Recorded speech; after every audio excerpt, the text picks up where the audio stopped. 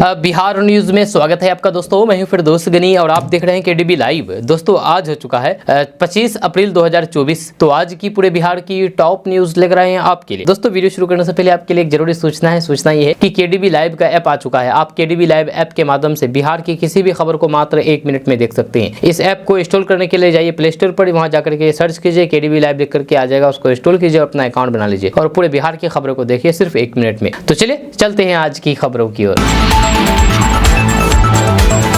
दोस्तों बिहार में लोकसभा चुनाव को लेकर के कल यानी कि 26 अप्रैल को 5 सीटों पर वोटिंग होनी है। इन 5 सीटों पर वोटिंग से पहले एनडीए के लिए बुरी खबर सामने आई है। जब हमारे सर्वे में ये बात सामने आई है कि इन 5 सीटों पर एनडीए बुरी तरीके से फंस सकती है। आपको बता दूं कि कल 26 अप्रैल को बिहार के बांका, भागलपुर, कटिहार, पूर्णिया और किशनगंज में दूसरे चरण के तहत वोटिंग होनी है। अभी मौजूदा समय में किशनगंज को छोड़कर के बाकी चारों सीटों पर एनडीए का कब्जा है, लेकिन इन चारों सीटों में सत्ता विरोधी लहर देखने को मिल रही है। हमारी आंतरिक सर्वे में ये बात सामने आई है कि इन चारों सीटों के अलावा किशनगंज सीट भी महागठबंधन के खाते में जाती हुई दिख रही है। जबकि 5 सीट में से सिर्फ 1 सीट पर कांग्रेस का कब्जा है, वो भी किशनगंज। बाकी चारों सीट एनडीए का कब्जा है। लेकिन जो सर्वे सामने आई है उस सर्वे के आधार पर हम आपको ये बता सकते हैं कि इन 5 सीटों पर महागठबंधन का कब्जा होने जा रहा है, यानी कि इंडिया गठबंधन का कब्जा होने जा रहा है। जहाँ सर्वे में ये बात सामने आई है कि यहाँ के स्थानीय लोग स्थानीय सांसद से काफी ज्यादा नाराज हैं, जिसको लेकर के ये लोग बदलाव चाहते हैं। और कई स्थानीय मुद्दा भी है जो कि 5 साल सांसद रहते हुए भी पूरा नहीं कर पाया है। जैसे कि पूर्णिया में एयरपोर्ट का मामला हो या फिर रोड, नाली, गली, स्वास्थ्य का मामला हो, सभी पैमाने पर एनडीए गठबंधन के सांसद फेल होते हुए नजर आए, जिसको लेकर के हमारे सर्वे में ये बात सामने आई है कि ये 5 सीट इंडिया गठबंधन के खाते में जाती हुई दिख रही है। एक बहुत बड़ी खबर सामने आई है कि famous YouTuber Manish Kashyap BJP का दामन थामेंगे। जय मनोज तिवारी के साथ पटना से दिल्ली रवाना हो गए हैं। आपको बता दूं कि बिहार के सियासी गलियारों से ये बहुत बड़ी खबर सामने आई है। आज 25 अप्रैल को एक बहुत बड़ा उलटफेर होने जा रहा है, जब पश्चिमी चंपारण से निर्दलीय प्रत्याशी यूट्यूबर मनीष कश्यप आज दिल्ली में बीजेपी का दामन थाम सकते हैं। जब सूत्रों के हवाले से खबर सामने आ रही है कि यूट्यूबर मनीष कश्यप आज मनोज तिवारी के साथ पटना से दिल्ली रवाना हो गए और आज ही मनीष कश्यप बीजेपी का दामन थाम सकते हैं। आपको बता दूं कि 2024 के लोकसभा चुनाव में पश्चिमी चंपारण से निर्दलीय प्रत्याशी के तौर पर यूट्यूबर मनीष कश्यप चुनावी प्रचार कर रहे थे, जहां वहीं पर संजय जायसवाल को कड़ी टक्कर देने के लिए दिन रात चुनाव प्रचार में लगे हुए थे। अब ये बात निकल करके सामने आ गई है कि मनीष कश्यप को मनाने के लिए बीजेपी ने मनोज तिवारी को भेजा था।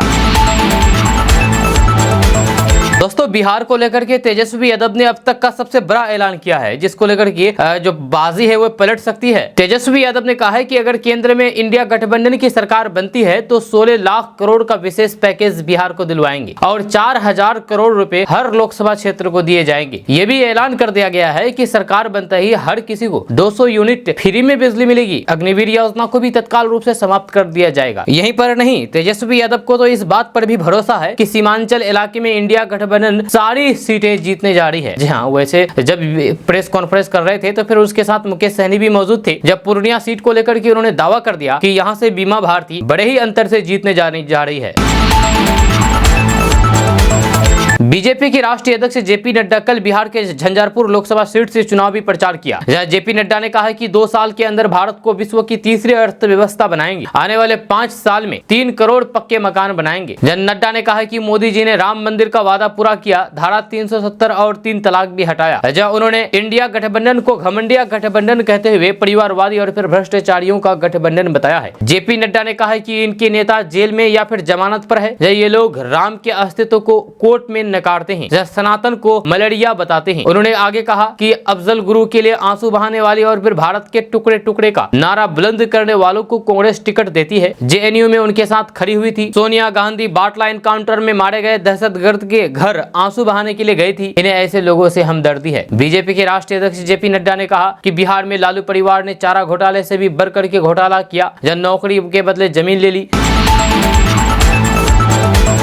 बिहार के सिवान लोकसभा सीट से निर्दलीय चुनाव लड़ रही मोहम्मद साहबुद्दीन की बीवी हिना साहब को आरजेडी सुप्रीमो लालू प्रसाद यादव ने फोन किया था, मगर हिना साहब ने आरजेडी का टिकट ठुकरा दिया और निर्दलीय ही सिवान से चुनाव लड़ने की बात कही है। जहां आरजेडी के पूर्व विधायक रियाजुल हक राजू ने ये दावा किया है। जब पूर्व एमएलए ने कहा है कि लालू प्रसाद यादव ने हिना साहब की हाँ का इंतजार किया, इसी वजह से सिवान का टिकट होल्ड पर रखा गया था। जब हिना साहब ने आरजेडी के ऑफर को ठुकरा दिया तो फिर आरजेडी ने सिवान से बिहार विधानसभा के पूर्व स्पीकर अवध बिहारी चौधरी चौधरी को उम्मीदवार बनाया है। आरजेडी नेता एवं पूर्व विधायक रियाजुल हक राजू ने हाल ही में मीडिया से बातचीत करने के दौरान कहा कि पार्टी अध्यक्ष लालू प्रसाद यादव ने हिना साहब से पिछले दिनों फोन पर बात की थी। लालू ने हिना साहब को आरजेडी का टिकट ऑफर किया था, मगर उन्होंने आरजेडी से चुनाव लड़ने से इनकार कर दिया। जहां ऐसे में आरजेडी किसी न किसी को तो फिर उम्मीदवार बनाएगी ही, इसीलिए अवध बिहारी चौधरी को सीवान से टिकट दिया गया है। दोस्तों, बिहार के पूर्व मंत्री और वीआईपी के प्रमुख मुकेश सहनी ने एक चुनावी सभा करने के दौरान कहा कि आज लोग चांद पर घर बनाने के लिए सोच रहे हैं, लेकिन बिहार के मछुआरों को धरती पर घर नसीब नहीं हो रहा है। उन्होंने कहा कि अगर मछुआरा आज एक दिन मछली नहीं मारे तो फिर उसे भोजन भी नसीब नहीं होगा। जब पूर्णिया, कटिहार, भागलपुर और बांका में आरजेडी नेता तेजस्वी यादव के साथ अलग अलग चुनावी सभा को संबोधित करते हुए उन्होंने कहा महागठबंधन के प्रत्याशियों को वोट देने की अपील की है। जहाँ उन्होंने कहा कि ये चुनाव प्रधानमंत्री चुनने के लिए है। जहाँ आज जो सरकार है वो नहीं चाहती है कि गरीब और फिर पीछे आगे बढ़े और सम्मान के साथ जिंदगी जिए। उन्होंने कहा कि पहले हम लोगों को सम्मान नहीं मिलता था, हमें कोई अपने साथ नहीं बैठाता था, लेकिन संविधान बदलने के बाद हमें ये अधिकार मिला है। आज इसी संविधान को बदलने की कोशिश की जा रही है, इसे हमको बचाना होगा। उन्होंने ऐसी सरकार को हटाने की अपील करते हुए कहा है कि हमने आपके आशीर्वाद से बिहार को दिखा दिया है कि एक मछुआरा केवल मछली नहीं मार सकता बल्कि विधायक भी बन सकता है। जहाँ पिछले चुनाव में हमारे 4 विधायक गए थे, लेकिन साजिश के तहत भाजपा ने हमारे विधायक खरीद लिए और उस सरकार से भी हमें अलग कर दिया गया जिसे हमने बनाया था। अब बिहार में जैसे जैसे चुनाव के चरण आगे बढ़ रहे हैं वैसे वैसे जुबानी तल्खी बढ़ती जा रही है। पहले चरण के मुकाबले दूसरे चरण में बयानों के स्तर काफी नीचे तक लुढ़के बिहार के नेताओं के खूब बोल बिगड़ रहे हैं। जब आपको बता दूं कि पहले चिराग पासवान को लेकर के एक वीडियो वायरल हुआ था, इसमें उनकी मां को गाली दी जा रही थी। इस वीडियो पर बिहार में खूब बवाल हुआ था जब बीजेपी लगातार इस मुद्दे पर आरजेडी को घेर रही है। वहीं पर दूसरी तरफ लालू प्रसाद यादव और राबड़ी देवी की बेटी मीसा रोहिणी आचार्य लगातार तल्ख बयान दे रही है। जब परिवारवाद के मसले पर सम्राट चौधरी के बयान पर पलटवार करते हुए उन्होंने एक विवादित बयान दे दिया। मीडिया से बात करते हुए रोहिणी आचार्य ने सम्राट चौधरी पर जम करके हमला बोला। इस दौरान उन्होंने एक निजी टिप्पणी भी कर दी। उन्होंने कहा कि वे कौन है, वे किनके बेटे हैं, उनकी माँ कौन है, उनके पिताजी कौन है और उनका बेटा बेटी है कि नहीं, कि सब पड़ोसी के ही है, जिसको लेकर के अब बिहार में राजनीति गर्मा गई है। और रोहिणी आचार्य के इस बयान को लेकर के भाजपा के नेता लगातार तल्ख टिप्पणी कर रहे हैं और इसको लेकर के इलेक्शन कमीशन के पास भी शिकायत की गई है। दोस्तों, बिहार के किशनगंज में पहुंचे एआईएमआईएम प्रमुख असदुद्दीन ओवैसी ने प्रधानमंत्री मोदी के दिए गए भाषण पर निशाना साधते हुए कहा कि उनकी एक ही गारंटी है, वह है मुसलमानों से नफरत की गारंटी। उन्होंने कहा कि 2002 से ही वे यही कर रहे हैं। देश में मुसलमानों की आबादी 17 करोड़ है, देश का सबसे बड़ा अल्पसंख्यक मुसलमान है, वे देश के प्रधानमंत्री है, वे क्या मुसलमानों के नहीं है क्या? उन्होंने कहा कि अगर कल देश में कोई दंगा हो जाए तो फिर इसकी जिम्मेदारी नरेंद्र मोदी की होगी कि किसी और की होगी, क्योंकि मोदी जी प्रधानमंत्री है और ये प्रधानमंत्री देश के प्रधानमंत्री होते हैं, न किसी पर्टिकुलर कम्युनिटी के, पर्टिकुलर धर्म के प्रधानमंत्री होते हैं। ये कहना है असदुद्दीन ओवैसी का।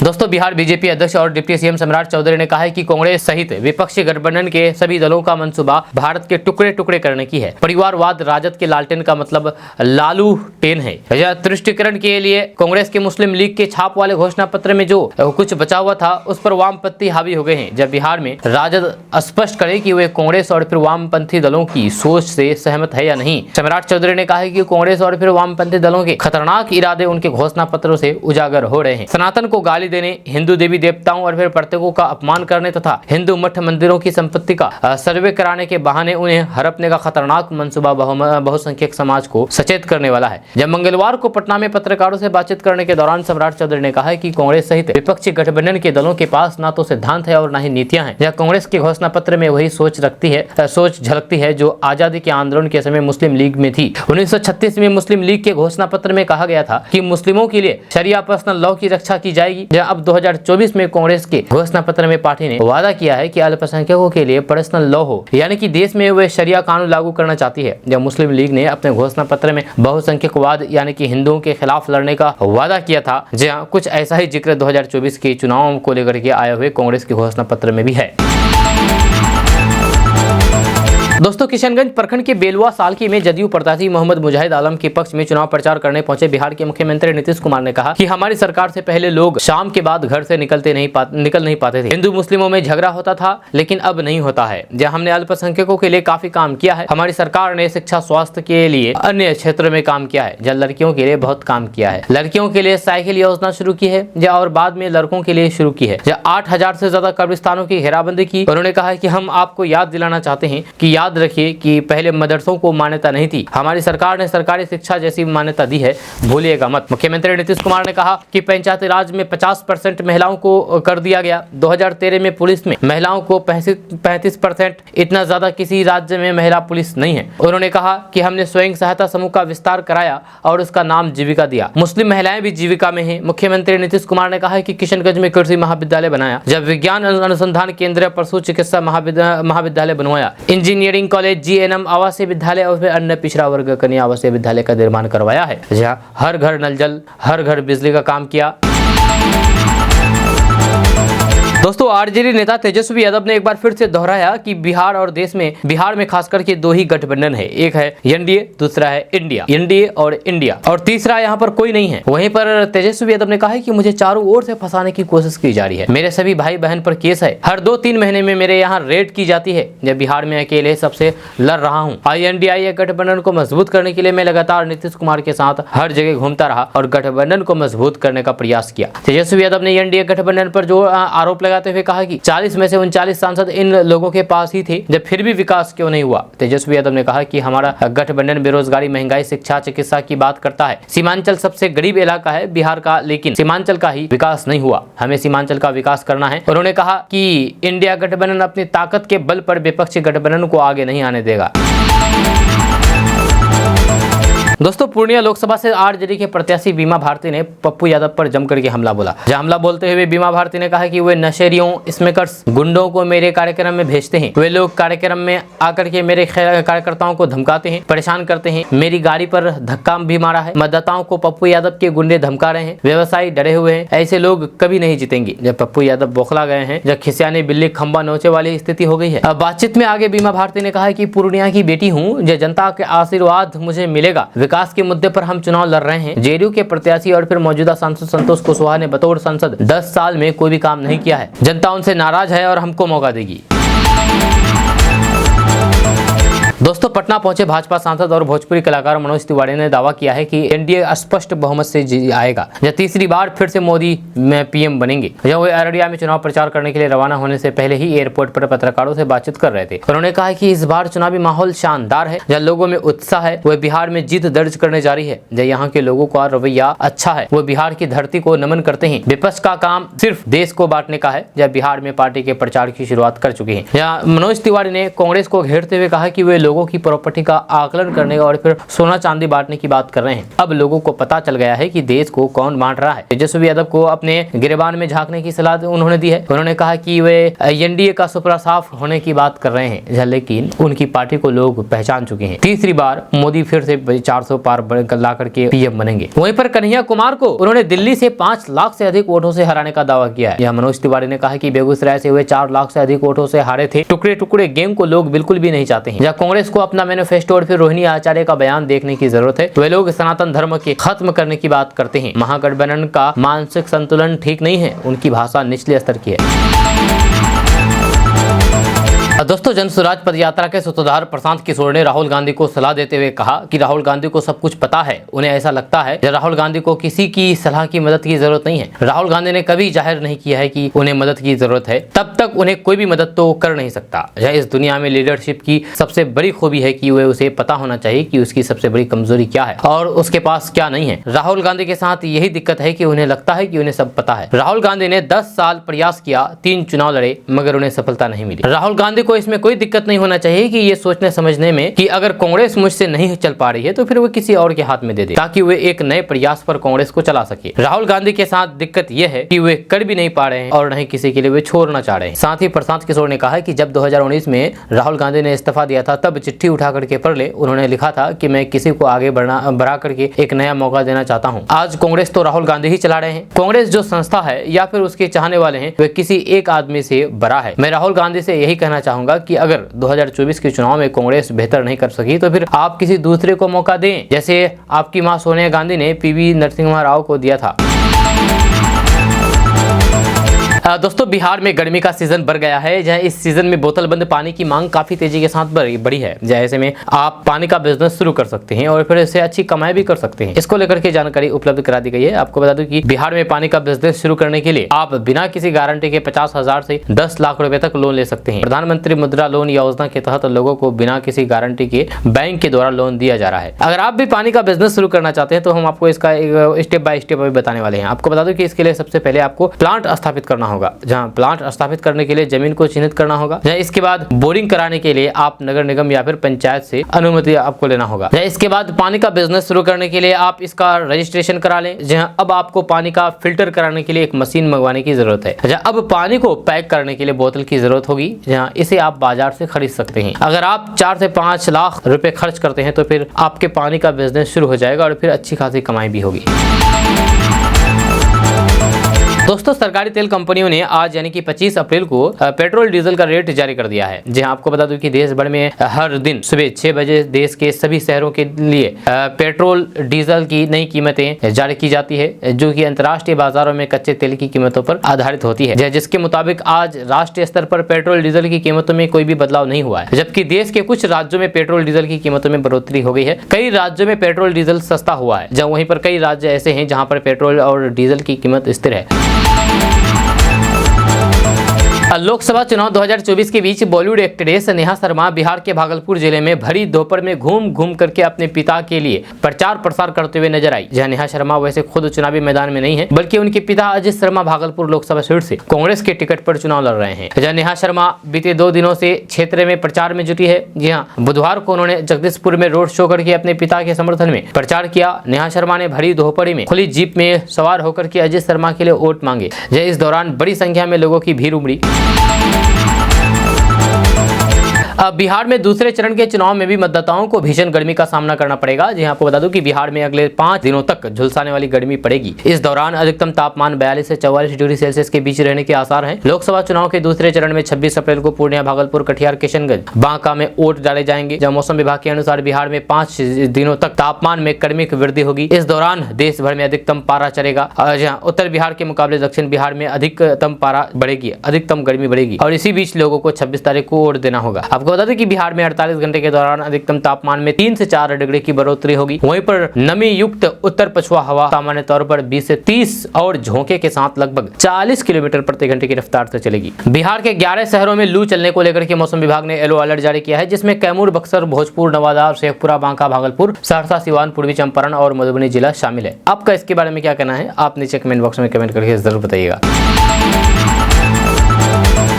लोकसभा चुनाव 2024 की सियासी मैदान में भोजपुरी स्टार पवन सिंह आ गए। जहां भोजपुरी स्टार पवन सिंह बिहार के काराकाट लोकसभा सीट से चुनाव लड़ रहे हैं। आपको बता दूं कि 23 अप्रैल को उन्होंने रोड शो किया। उनका ये रोड शो करीब 100 किलोमीटर लंबा था, जिसमें करीब 100 गाड़ियां शामिल हुए। पवन सिंह अपनी 2 करोड़ की लग्जरी कार रेंज रोवर में सवार होकर के रोड शो में शामिल हुए। जहाँ इस रोड शो के दौरान उन पर बुलडोजर के जरिए फूलों की बारिश की गई। जब पवन सिंह का काफिला जब काराकाट लोकसभा एरिया में पहुंचा तो फिर उनको देखने के लिए लोगों की भीड़ उमड़ पड़ी। जहाँ उनको 51 किलो के फूलों का हार पहनाया गया। इसके बाद उनका काफिला लोगों के बीच होकर के आगे बढ़ता जा रहा था।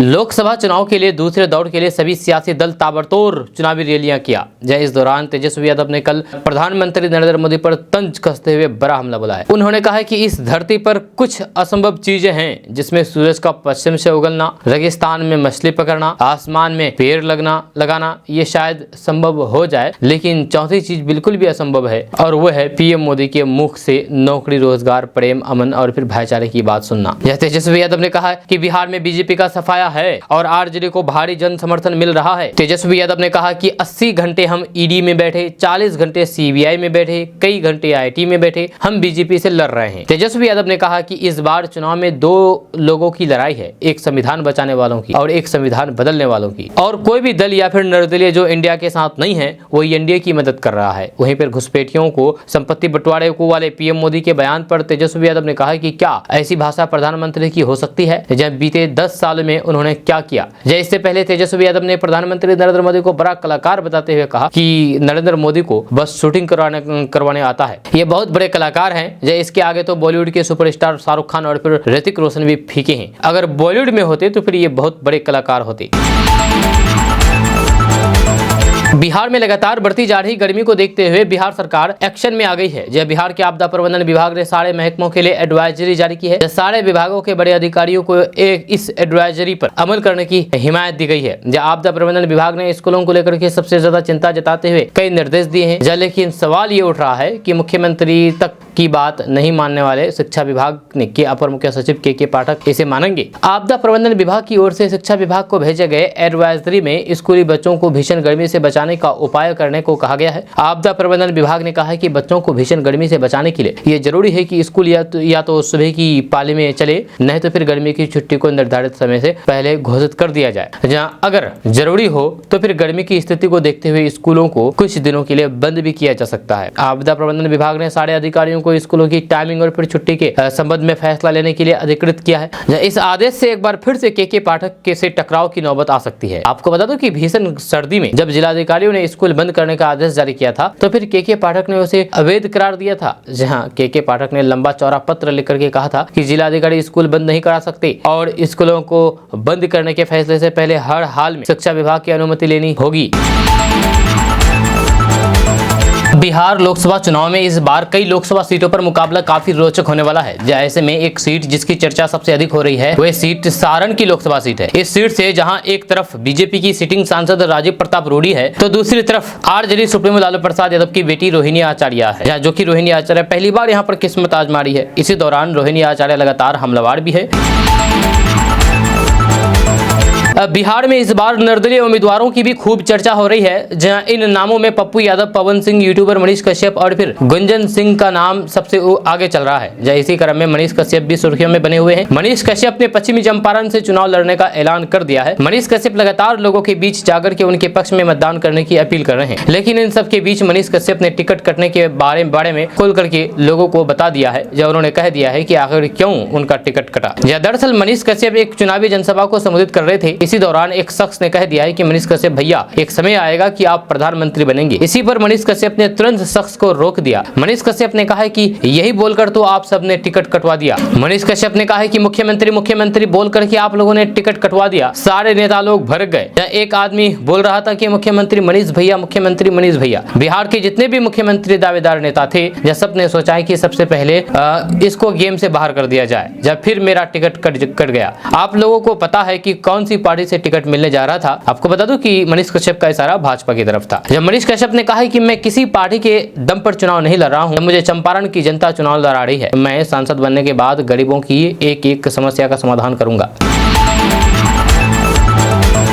दोस्तों आज चुनावी सभा के दौरान भाजपा नेता और अभिनेता मनोज तिवारी पटना पहुंचे। जब पटना एयरपोर्ट पर मीडिया से बातचीत करते हुए मनोज तिवारी ने कहा है कि भाजपा क्लीन स्वीप कर रही है। जहां इतनी गर्मी में लोगों का काफी सहयोग मिल रहा है। बिहार की जनता आरजेडी की सोच जान चुकी है। वहीं मनोज तिवारी ने तेजस्वी यादव के उस बयान पर पलटवार किया है जिसमें उन्होंने कहा था कि इस बार भाजपा का सुफरा साफ हो जाएगा। उन्होंने तेजस्वी यादव पर हमला बोलते हुए कहा कि तेजस्वी को खुद सुफरा साफ होने में महारत हासिल है। जहाँ इस बार भी उनका खुद सुफरा साफ हो जाएगा। साथ ही उन्होंने कहा है कि बिहार की जनता राजद की सोच जान चुकी है। या चुनाव में तेजस्वी यादव का कोई भी चांस नहीं है। कन्हैया कुमार के उनके विरुद्ध लड़ने के सवाल पर मनोज तिवारी ने कहा है कि पिछले चुनाव में वे 4 लाख वोट से हारे थे। इस बार दिल्ली की जनता उन्हें 5 लाख वोट से हराएगी।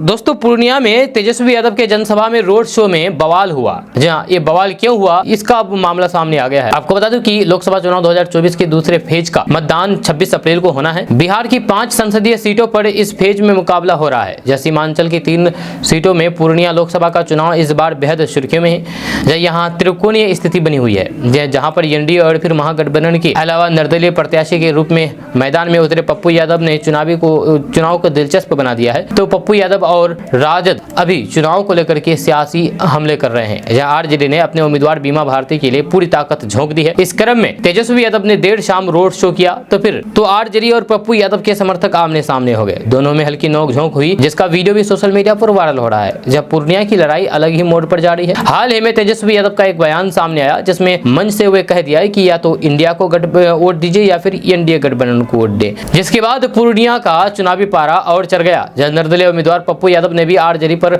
हमला तेज कर दिए। वहीं पर तेजस्वी यादव पूर्णिया में इन दिनों ताबड़तोड़ जनसभा और रोड शो कर रहे हैं। मंगलवार की रात को जब तेजस्वी यादव का रोड शो शुरू हुआ तो फिर इस दौरान पप्पू यादव के समर्थकों ने आरजेडी उम्मीदवार के सामने नारेबाजी शुरू कर दी, जब दोनों गुटों के कार्यकर्ता आमने सामने हो गए और हल्का नोकझोंक भी हुआ, जिसका वीडियो सोशल मीडिया पर वायरल हो रहा है। दोस्तों, बिहार की उज्जैरपुर लोकसभा सीट से एनडीए के उम्मीदवार के रूप में फिर से चुनाव लड़ रहे भाजपा के वरिष्ठ नेता और केंद्रीय मंत्री नित्यानंद राय के पास 15 करोड़ 45 लाख रुपए की चल और अचल संपत्ति है। यह नित्यानंद राय द्वारा नामांकन पत्र के साथ निर्वाचन अधिकारी को पेश किए गए हल्फनामा के अनुसार उनकी पत्नी के पास 2 करोड़ 47 लाख रुपए की चल अचल संपत्ति है। यह नित्यानंद राय ने मंगलवार को उज्जैरपुर लोकसभा सीट से एनडीए उम्मीदवार के रूप में अपना नामांकन पत्र दाखिल किया है। जहाँ लोकसभा चुनाव के चौथे चरण में 13 मई को उज्जैरपुर, दरभंगा, समस्तीपुर, बेगूसराय और मुंगेर लोकसभा सीटों पर मतदान होगा। हल्फनामे में नित्यानंद राय ने घोषणा की है कि उनके पास 5 करोड़ 52 लाख रुपए की चल संपत्ति है और 9 करोड़ 92 लाख रुपए की अचल संपत्ति है। नित्यानंद राय की पत्नी के पास 42 लाख 90 हजार रुपए की चल संपत्ति है और 2 करोड़ रुपए की अचल संपत्ति है। दोस्तों, बिहार के पूर्व मुख्यमंत्री एवं गया से लोकसभा उम्मीदवार जीतन राम मांझी का एक वीडियो सोशल मीडिया पर वायरल हो रहा है, जिसमें वे मीडिया के लोगों से बोल रहे हैं कि यहाँ मरने की फुर्सत नहीं है और तुम लोग मांझी मांझी किए जा रहे हो। जी हाँ, इसके चलते हुए मीडिया से दूरी बनाते हुए नजर आए। जीतन राम मांझी जब अपने चुनाव प्रचार के लिए जा रहे थे तो फिर उस वक्त मीडिया कर्मी ने उनसे सवाल पूछने का प्रयास किया, जिसको लेकर के वे आग बबूला हो गए। इसके बाद इसके जवाब में जीतन राम मांझी ने कहा कि अरे हटिए ना यार, मरने का फुर्सत नहीं है और तुम मांझी मांझी किए जा रहे हो। इसका वीडियो सोशल मीडिया पर जम करके वायरल हो रहा है। दोस्तों, भागलपुर लोकसभा सीट से कांग्रेस के प्रत्याशी अजित शर्मा चुनाव लड़ रहे हैं। दूसरे चरण में यहां होने जा रहे चुनाव को लेकर के प्रचार चरम पर है। अजित शर्मा के लिए उनकी बेटी बॉलीवुड एक्ट्रेस नेहा शर्मा ने सोमवार को चुनाव प्रचार किया। नेहा शर्मा ने अपने पिता के लिए रोड शो किया। नेहा शर्मा ने अपने पिता के साथ थार पर सवार होकर के शेरमारी बाजार से कहलगांव तक रोड शो किया। रोड शो के दौरान हजारों की संख्या में लोग अभिनेत्री नेहा शर्मा को देखने के लिए पहुंचे थे, जिसमें युवाओं की संख्या ज्यादा थी। भीड़ बढ़ने के कारण सड़क पर जाम की समस्या उत्पन्न हो गई। रोड शो में महागठबंधन के सैकड़ों कार्यकर्ताओं भी शामिल हुए। जब बॉलीवुड एक्ट्रेस नेहा शर्मा के पिता अजित शर्मा भागलपुर सदर से विधायक हैं, या भागलपुर लोकसभा से हुए कांग्रेस के टिकट पर चुनावी मैदान में है। ऐसे में एक्ट्रेस नेहा शर्मा अपने पिता के लिए रोड शो करके वोट मांग रही है। नेहा शर्मा इससे पहले भी अपने पिता के लिए चुनाव प्रचार कर चुकी है। 2020 के बिहार विधानसभा चुनाव में भी उन्होंने रोड शो किया था। अभिनेत्री नेहा शर्मा भागलपुर सीट से लोकसभा चुनाव लड़ने को लेकर के चर्चा में रहती थी। हालांकि फिल्मों में व्यस्त होने के कारण उन्होंने चुनाव लड़ने से इनकार कर दिया। जब बिहार में पहले चरण की वोटिंग हो चुकी है, जो दूसरे चरण में 26 अप्रैल को बिहार में 5 सीटों पर भागलपुर, बांका, किशनगंज, कटिहार और पूर्णिया में मतदान होना है। दोस्तों, किशनगंज में लोकसभा चुनाव को लेकर के 26 अप्रैल तक 72 घंटे के लिए भारत नेपाल सीमा को सील कर दिया गया है। जहां आज से 72 घंटे के दौरान जिले के दिगल बैंक, तेरागाछ, गलगलिया, ठाकुरगंज सीमा से कोई भी व्यक्ति या फिर कोई भी वाहन नहीं आ जा सकेगा। आपको बता दूं कि किशनगंज लोकसभा क्षेत्र में दूसरे चरण का चुनाव 26 अप्रैल को होना है। इस संबंध में कई नेपाली अधिकारियों ने जिला प्रशासन के साथ विशेष बैठक की। इस बैठक में निर्णय लिया गया है कि लोकसभा चुनाव से 72 घंटे पहले सीमा सील कर दिया जाएगा। जहाँ लोकसभा चुनाव में शांतिपूर्ण, निष्पक्ष और भयमुक्त वातावरण में संपन्न कराने के लिए जिले की सभी सीमाओं पर नेपाल बॉर्डर में सशस्त्र एवं एसएसबी के संयुक्त गश्त रूट मार्च जारी है। साथ ही साथ आज से नेपाल बॉर्डर से 500 मीटर तक सभी शराब की दुकानें भी बंद रहेंगी।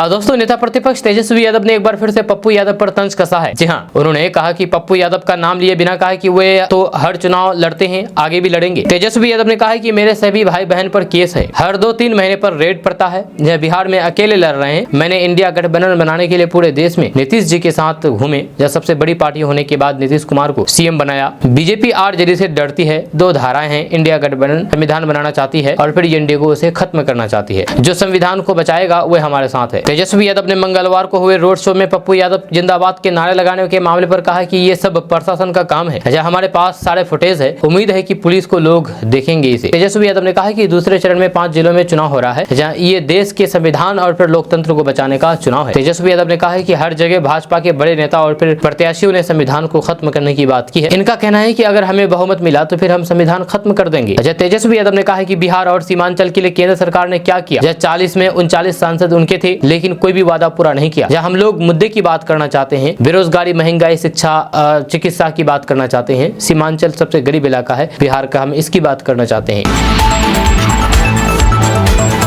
दोस्तों, के पाठक और शिक्षा विभाग ने एक बार फिर से शिक्षकों की टेंशन बढ़ा दी है। अब शिक्षकों को स्कूल के अलावा बाहर भी एक काम करना होगा। अब राज्य के सभी टीचरों को घर घर जाकर के अभिभावकों से मिलना है। इतना ही नहीं, शिक्षक अभिभावकों को घर घर जाकर के जागरूक करेंगे। इसको लेकर के जिला शिक्षा पदाधिकारी ने इस संबंध में जानकारी दी है। बताया जा रहा है कि शिक्षक अभ्यर्थियों को वोटिंग में बढ़ चढ़ करके हिस्सा लेने के लिए जागरूक करेंगे। दरअसल अभिभावकों को मतदान के महत्व को समझाने और फिर वोटिंग प्रतिशत को बढ़ाने के लिए स्कूली शिक्षक अपने पोषण क्षेत्र में घर घर जाकर के अभियान चलाएंगे। स्कूली शिक्षक अपने पोषक क्षेत्र के अभिभावकों के बीच ये बताएंगे कि बिहार लोकतंत्र के लिए मतदान में भाग लेना कितना आवश्यक है। इसके साथ ही ग्रामीण इलाकों के साथ ही शहरी क्षेत्र में भी शिक्षक अभिभावकों के बीच जाकर के वोटिंग प्रतिशत बढ़ाने को लेकर के जागरूक करेंगे। जिला शिक्षा पदाधिकारी संजय कुमार ने बताया है कि फिलहाल स्कूल में 2 घंटे के लिए दक्ष क्लास और फिर विशेष क्लास संचालित किए जा रहे हैं। ऐसे में शिक्षा विभाग से निर्देश जारी किए जाने के बाद अलग अलग चरणों में शिक्षक अभिभावकों को वोटिंग में बढ़ चढ़ करके भाग लेने के लिए जागरूक करेंगे। ये लोग बताएंगे कि मतदान करना कितना जरूरी है और फिर इसके साथ